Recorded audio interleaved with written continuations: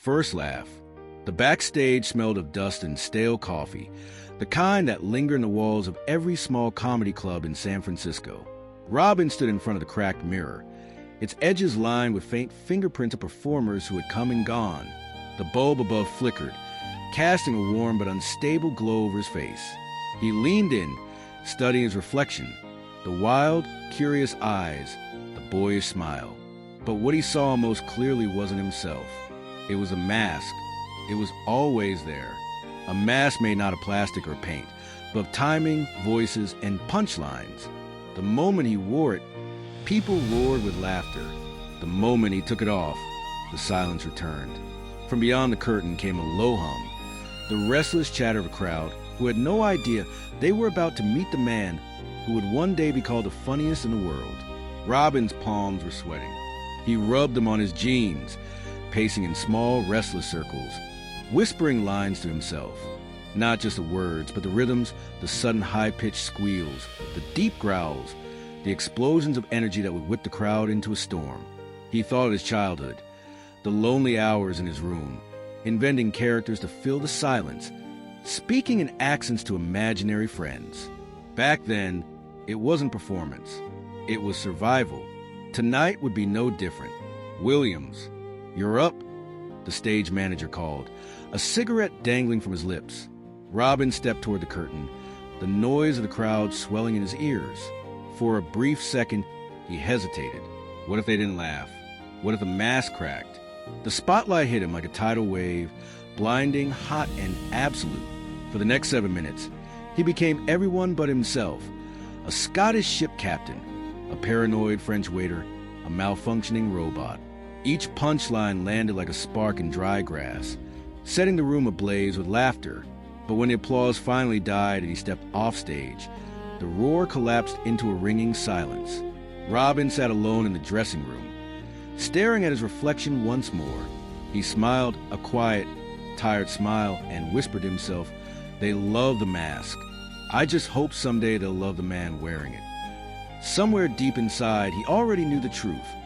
The world would come to know his brilliance, but they might never truly know him. The world's funniest man. The year was 1987, and the comedy world was on fire. Every late-night host wanted him. Every talk show producer fought for a booking. And every fan who saw him in person left the theater certain they'd just witnessed lightning made flesh. Robin Williams had become a phenomenon, a cyclone of voices, accents, and impossible energy that seemed to defy physics. From the outside, it was a golden age. His name lit up marquees from New York to Los Angeles, and movie studios began to circle like predators who would just smell fresh prey. He was a new breed performer, not just a stand-up, not just an actor, but a force of nature who could make you laugh until you couldn't breathe, and then, without warning, make you cry. Yet for Robin, the whirlwind was both intoxicating and exhausting. On stage, he was immortal. Off stage, he was simply a man trying to catch his breath. The stage. The lights rose on a packed theater in Chicago. Robin's entrance wasn't a walk. It was a sprint. He exploded onto the stage like a man trying to outrun his own thoughts. In a single breath, he ricocheted from a British aristocrat to a Texan cowboy, from a Russian spy to an alien who couldn't find a spaceship. The audience roared. Some clutched their sides, others wiped tears from their eyes. What no one saw was the precision behind the chaos. Every facial twitch, every improvised tangent, every split-second switch in voice came from an almost surgical understanding of human rhythm. Robin wasn't just making jokes. He was conducting an orchestra of human reaction, and the laughter was a symphony. The green room. After the show, the green room buzzed with congratulatory chaos. Agents, friends, strangers, everyone wanted a piece of him. They told him how he killed tonight, how he was untouchable. Robin smiled, hugged, and deflected compliments with the same quick wit he used on stage. But inside, a quiet fatigue pulled at him. When the last person left, he sat in the silence, a towel draped over his head like a boxer after a brutal match.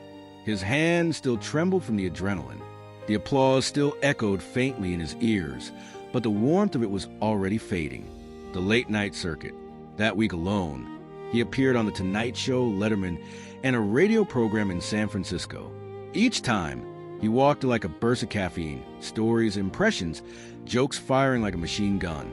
He knew exactly how to fill a segment, how to make the host lean back in helpless laughter, how to leave an audience craving more. But the travel, the hotel rooms, the constant need to be on began to chip away at him. Somewhere between flights, he started wondering, when do I get to just be Robin? Not Robin Williams, a performer. Just me, the private moment. One night, in a quiet hotel room in New York, Robin stood by the window in his socks, looking down at the yellow blur of taxi cabs and the endless stream of people. The city was alive, every window lit with someone's story. He sipped from a paper cup of lukewarm tea and thought about how millions of people might be laughing because of him. Yet at that moment, he'd never felt more alone. His phone buzzed. It was a friend, inviting him to a late-night dinner. He stared at the screen for a moment before typing back a simple, "Sorry, I'm tired tonight." He wasn't tired from the stage. He was tired from holding up the world's idea of him. He didn't know it yet, but the very thing that made him the world's funniest man, the endless giving of himself to others, would also be the thing that slowly wore him down. And though he'd never admitted to anyone, he was beginning to wonder if the mask he'd built for the world was starting to fuse with his skin. The price of laughter. By the early 1990s, Robin Williams had moved beyond being just a comedian. He was now a Hollywood name, the kind that could carry a film with nothing more than a smile on the poster. The studios knew it, the fans knew it, and deep down, Robin knew it too. But with that crown came a weight that no one else could see. The offers poured in, scripts stacked in his dressing room, calls from agents promising that this would be the role of a lifetime. He'd gone from comedy clubs to movie sets, from smoky backrooms to multi-million-dollar productions. Yet somewhere along the way, the joy of pure creation was getting tangled in contracts, deadlines, and the constant expectation to be brilliant every single time. Mrs. Doubtfire and the magic of disguise. When Mrs. Doubtfire began filming, Robin threw himself into character with his usual all-or-nothing energy, under layers of prosthetics. He found freedom. The disguise gave him permission to be outrageous without anyone seeing the man underneath. Between takes, he'd joke with the crew, improvise entire scenes, and keep the child actors in stitches. But what the cameras didn't capture were the quiet moments in his trailer. Peeling off the makeup at the end of a 14-hour day, he'd stare at his reflection, skin irritated from the glue, eyes red from fatigue. The transformation back into himself was always slower than the one into Mrs. Doubtfire, as if the mask didn't want to come off. The lonely hotel rooms. Success meant constant travel. Robin became intimate with the loneliness of hotel corridors, the hum of mini fridges, and the view from 23rd floor windows. He'd call his children from sets halfway across the world, his voice filled with exaggerated cheer to hide the ache of missing them. He loved being their father more than anything. But the reality of his career meant missing birthdays, recitals, and everyday moments that couldn't be res-hot. Some nights, after a standing ovation or a rap party, he'd return to an empty suite, sit on the bed fully clothed, and just listen to the silence, to the way the laughter from earlier seemed like it belonged to another lifetime. The mask in public, in restaurants, strangers approached him constantly. To Mrs. Doubtfire's voice, they'd beg, "Say good morning, Vietnam." And Robin, ever generous, would oblige, flipping instantly into character, giving them a moment they'd never forget. But afterward, walking back to his table, he'd sometimes feel a strange hollowness. People loved the pieces of him they knew from the screen. Very few cared to know the man who lived between those performances. Good Will Hunting, healing others, hurting himself. When Good Will Hunting came along, it was different. The role of Sean McGuire, a grieving therapist, wasn't about wild improvisation or rapid-fire jokes. It was about stillness, truth, and a kind of gentle pain that felt almost too close to his own.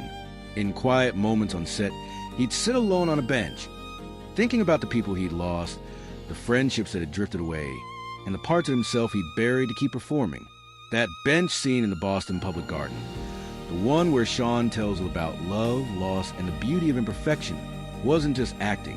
It was Robin speaking through cracks in his own heart. The hidden cost. For years, Robin's life had been built around one rule: never let them see you sad. It was a rule he followed so well that even his closest friends sometimes miss the signs. But he felt it more often now. The post-performance crashes, the creeping fatigue, the moments when he'd catch himself staring into space for too long. He began to realize that the price of making the world laugh wasn't just his time or his privacy. It was his own unguarded self, slowly being chipped away, one standing ovation at a time. The world saw a man who had everything: fame, talent, love from millions. But Robin knew the truth. The higher you climb, the more the ground disappears beneath your feet. And one day, if you're not careful, you might not know how to get back down. The healing roles. By the late 1990s, Robin Williams had become more than a performer. He was a storyteller who could bridge the impossible gap between laughter and tears. He had built a career on voices and characters, but the roles that stayed with him were the ones that spoke to his own hidden fractures. They were the parts where the lines blurred, where acting and living became the same thing. Patch Adams, healing through pain. When he stepped into the shoes of Patch Adams, Robin embraced the idea of a doctor who believed laughter was the best medicine. On set, he visited real hospital wards, improvised with children who were too weak to leave their beds. He'd put on rubber noses, balance tongue depressors on his chin, and tell ridiculous stories until the sound of their giggles filled the sterile halls. To the world, it was another example of Robin's boundless generosity. But when he went back to his trailer, alone, he sometimes felt the weight of the faces he'd just left behind. He couldn't cure their illnesses. He could only distract them for a little while. That truth haunted him, the same way he sometimes wondered if he was only distracting himself from his own quiet sadness. Bicentennial Man, searching for humanity. In Bicentennial Man, he played a robot who spent 2 centuries trying to become human. For Robin, the metaphor was almost too perfect. The character longed for connection, for the messiness of emotion, for the simple joy of feeling truly alive. Off-screen, Robin felt that same longing. During shooting, there was a scene where his character sat alone, listening to the ticking of a clock, contemplating the meaning of his existence. Between takes, Robin stayed in that seat, staring at the wall in silence long after the crew had reset the lights. It wasn't just acting. It was Robin letting himself sink into the same question that had followed him for years. When the laughter stops, who am I? Good Will Hunting, the bench scene. If there was one role that bled into his real life more than any other, it was Sean McGuire in Good Will Hunting. That quiet scene on the park bench with Matt Damon became a kind of confession. When Sean speaks about losing his wife, Robin wasn't just delivering a line. He was drawing from every moment of loss he'd ever felt, from friendships that had faded to the parts of himself he knew he'd never get back. Years later, fans would approach him and say that scene had changed their lives. Robin would smile, thank them, and move on to the next handshake. But privately, he knew that moment had changed his life too. It had forced him to speak truths he usually kept locked away. The quiet impact, the roles that healed others often left him more exposed. They were the ones that made strangers cry, that inspired letters from fans saying he'd save them from the edge. He kept some of those letters in a drawer at home, reading them when the nights felt too long. He never told anyone this, but each of those heartfelt messages came with a shadow of guilt. If he could touch so many lives, why couldn't he save himself from the ache that seemed to grow deeper with each passing year? Robin had always believed in the power of performance to change the world. But the truth he carried in silence was this. Sometimes, playing a healer meant wounding yourself in ways no one else could see. And though the audience never noticed, each healing role left behind a small scar on the man behind the mask. The silent battle. It began with moments so small, so ordinary, that even Robin brushed them off at first. A word he couldn't recall mid-sentence. A prop he misplaced during a scene he'd rehearsed a dozen times. A sudden, inexplicable wave of anxiety that struck in the middle of a quiet afternoon. For a man whose mind had always been a lightning storm of ideas, these lapses felt like tiny power outages, brief but unsettling. At first, He laughed them away, chalking it up to exhaustion, to the chaotic schedule that had been his reality for decades. But somewhere in the back of his mind, a quiet unease began to take root. The flicker in his mind. On a film set in 2013, Robin found himself stumbling over lines in a way that was foreign to him. Memorization had always been his gift. Words flowed through him like water, but now there were gaps, small, stubborn silences where the right word should have been. He'd pause, blink, smile apologetically, and joke to the crew that he'd misplaced his brain in the dressing room. They'd laugh, he'd laugh, and then, when no one was looking, he'd feel that tight knot of fear in his chest. Shadows in the night. The nights became harder. Sleep, once a refuge, turned into a battlefield. He'd wake drenched in sweat, heart pounding from dreams that were too vivid, too strange. Sometime in the half-light before dawn, he'd see fleeting shapes in the corners of his vision, shadows that melted away the moment he turned his head. Robin kept these things to himself. He didn't want to worry his family, and he certainly didn't want the industry to see him as fragile. In Hollywood, weakness had a way of ending careers. The doctor's room. When he finally went to the doctor, he hoped for something simple, a vitamin deficiency, maybe stress, something that could be fixed with rest. But the tests were inconclusive. Words like Parkinson's began to float around, whispered with uncertainty. Robin left the office that day feeling smaller than he had in years. For the first time, the man who could fill any stage in the world felt like he was disappearing from his own life, hiding in plain sight. On set, he worked harder than ever to mask the changes. If a joke didn't land as quickly, he'd push twice as hard. If a moment of confusion came, he'd spin it into a bit, making the crew laugh, so no one would notice the crack in the performance. But at home, in the quiet moments, he felt the edges of himself fraying. Reading scripts became more difficult. Simple tasks seemed to require more concentration. And there was an unshakable sense, though he couldn't name it yet, that something was coming for him, something that would take away the parts of him the world loved most. Robin had fought many battles in his life. Addiction, depression, the constant pressure to be on. But this was different. This was a silent battle, waged in the hidden corners of his mind. And the cruelest part was this: he didn't know the enemy's name yet. The stage gets darker. By 2014, the weight pressing down on Robin was no longer invisible. The changes were subtle to the outside world, but to him, they were seismic. The quicksilver mind that had once spun entire universes in seconds now felt like it was moving through molasses. Words slipped away mid-thought. Jokes came slower. A fog had settled over the sharp edges of his brilliance, and no matter how hard he tried, he couldn't clear it. The set, that felt different. On one of his final projects, Robin arrived on set with his usual warm greetings, hugging crew members, cracking jokes.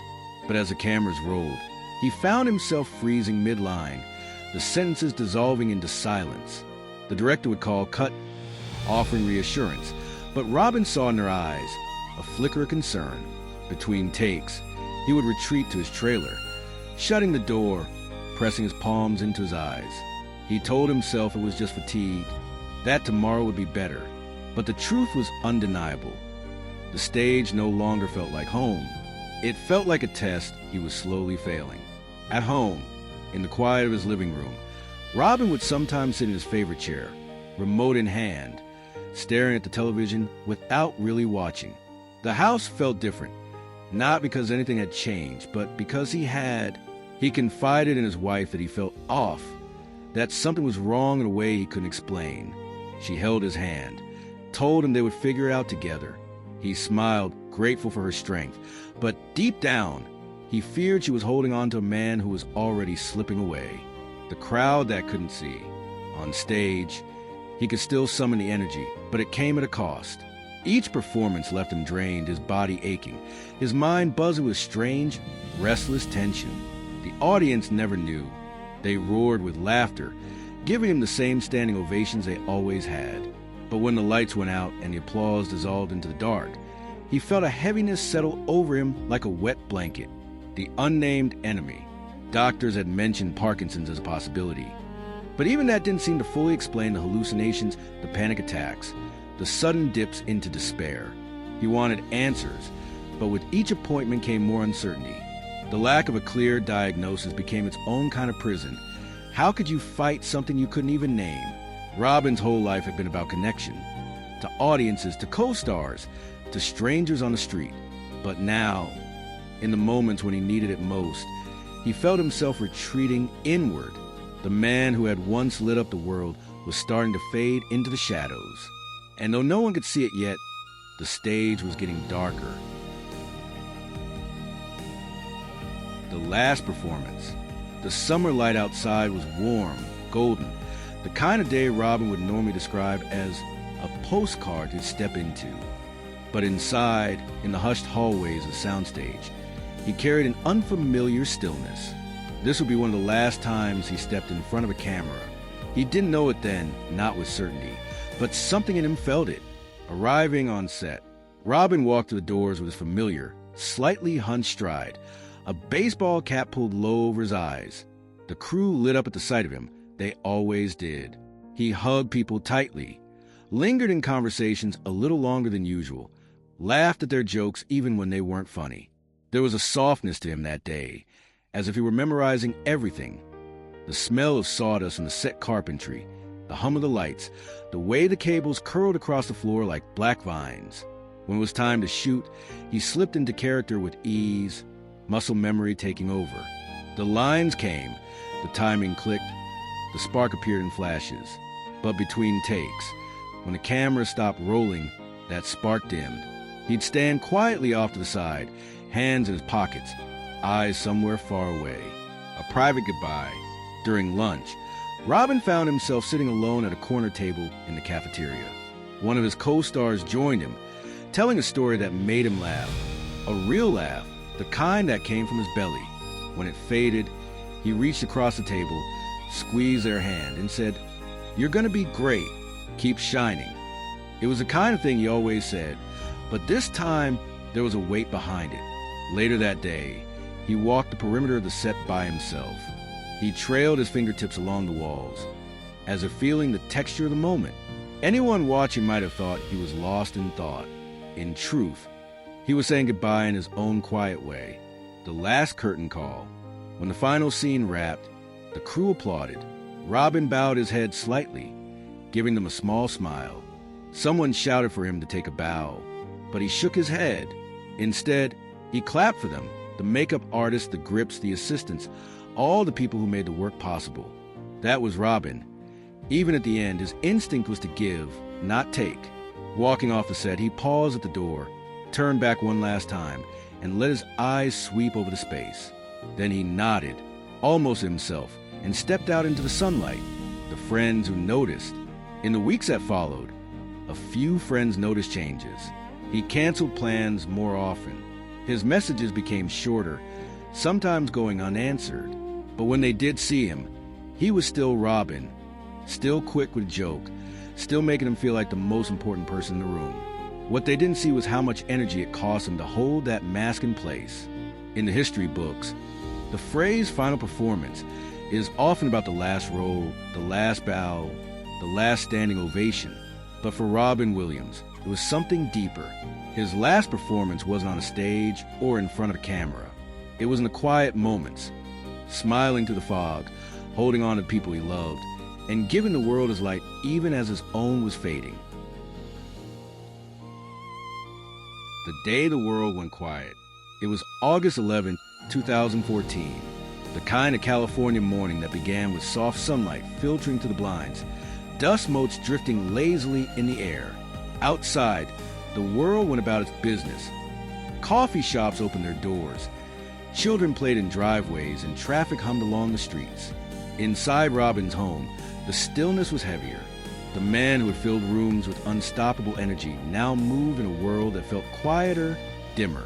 The silent battle he'd fought for months, the confusion, the sleepless nights, the creeping shadows of Lewy body dementia had reached a place where words, laughter, and even hope fell out of reach. The final morning. He spent that morning much like any other in recent weeks. A few words exchanged with his wife, a quiet breakfast, an unspoken heaviness in his eyes. There was no dramatic farewell, no carefully crafted goodbye, just the small, almost invisible signs of a man who was carrying more than he could hold. Somewhere in those early hours, Robin made a decision the world would never be ready for. The news breaks. The first reports began as whispers online. Unconfirmed, Robin Williams dead at 63. People refused to believe it. It had to be a hoax. He was too alive, too vibrant, too much a part of the world to simply be gone. But within the hour, the confirmation came. Across the globe, the collective reaction was like a sudden, shared intake of breath. News anchors paused mid-sentence, their voices trembling. Social media feeds flooded with disbelief, then grief. Strangers posted clips of his movies, remembering the moments he made them laugh when they needed it most. Others shared stories of how his kindness had touched them in ways he never knew. A world without his voice. That evening, candlelight vigils appeared in parks and city squares. People quoted Dead Poets Society, "Oh, Captain, my Captain." In Boston, flowers covered the bench where he'd filmed Good Will Hunting. In San Francisco, the old comedy clubs dimmed their lights. Even NASA tweeted a farewell, calling him a man who brought us the laughter and tears. In living rooms everywhere, people rewatched their favorite Robin Williams scenes, laughing through their tears.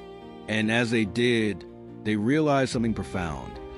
The joy he gave them wasn't just entertainment. It was medicine.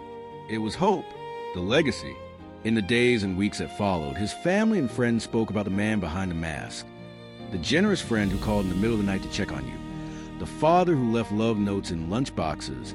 The stranger who paid for meals without being seen. The truth emerged about his battle with Lewy body dementia, a cruel disease that had taken his clarity, his energy, and eventually his will. Knowing the name of the enemy didn't make the loss easier, but it helped the world understand the weight he had carried in silence.